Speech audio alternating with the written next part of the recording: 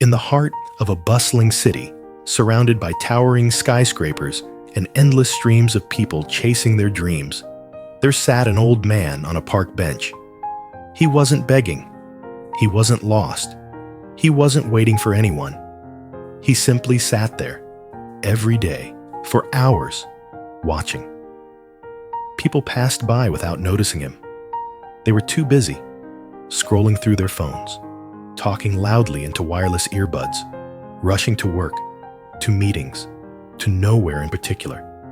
To them, the old man was invisible. But not to Aryan. Aryan was 23 years old, a dreamer, but lately, a frustrated one. He was stuck in a job he didn't love. His ambitions were big. He wanted to write, to travel, to build something meaningful. But somehow, each day vanished in the blink of an eye, swallowed by distractions, scrolling, and promises of, "I'll do it tomorrow." One evening, Aryan walked through the park after another long, meaningless day. His head was heavy with regret. That's when he noticed the old man for the first time, sitting still, calm, peaceful, watching the world in silence. Aryan hesitated, then something pulled him toward the bench. "Sir," Aryan said, sitting down beside him, "I see you here often, every day, just sitting. Don't you get bored?" The old man chuckled, not offended.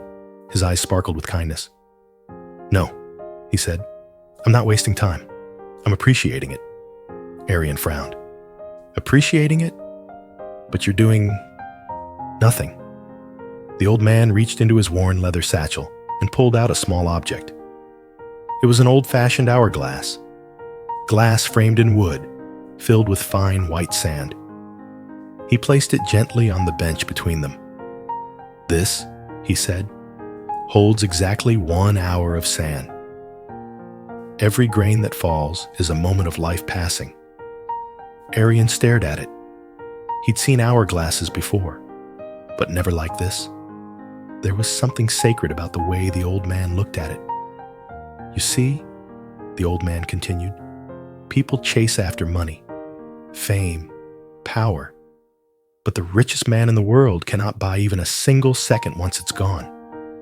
Time," he said, tapping the glass, "is the only currency that matters, and most people are going bankrupt without even realizing it." Aryan was quiet. He wanted to laugh it off, but something about the man's words clung to him. "Take it," the old man said, pushing the hourglass into Aryan's hands. "Use it wisely. Watch it. Let it remind you that once a grain falls, it never comes back." Aryan hesitated.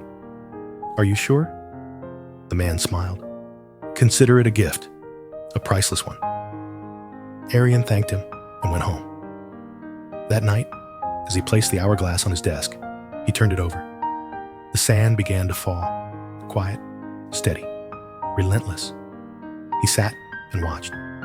For a few minutes, then an hour. He realized he had never just watched time pass like that before. It was unsettling. It was real. The next day, when he picked up his phone to scroll aimlessly, he saw the hourglass and hesitated. He flipped it over and told himself, "Let me work on my novel until the sand runs out." For the first time in weeks, he wrote, day by day, he used the hourglass to measure how he spent his time. An hour of reading instead of mindless videos. An hour of calling his grandmother. An hour of learning a new skill. The hourglass began to shape his life. He no longer said, "I'll do it later." He did it now. He began waking early, planning better, procrastinating less. His confidence grew. His dreams no longer felt distant. He returned to the park many times, hoping to thank the old man, but he was never there again. The bench sat empty, like a shrine to a moment that changed his life. Years passed.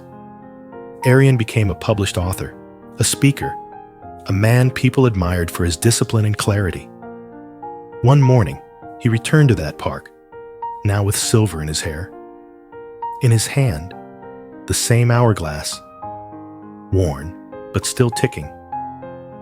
He sat on the same bench, smiling quietly at the people rushing by. A little boy walked up to him and asked, "Why are you sitting here, sir? Don't you have anything better to do?" Aryan smiled warmly, just like the old man had once smiled at him. "I'm doing the most important thing," he said.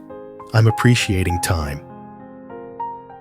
Moral of the story: time is the only thing we all spend equally, but not all of us value it equally.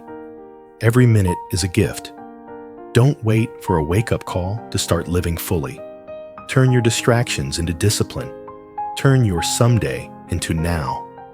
Because time, once lost, is lost forever.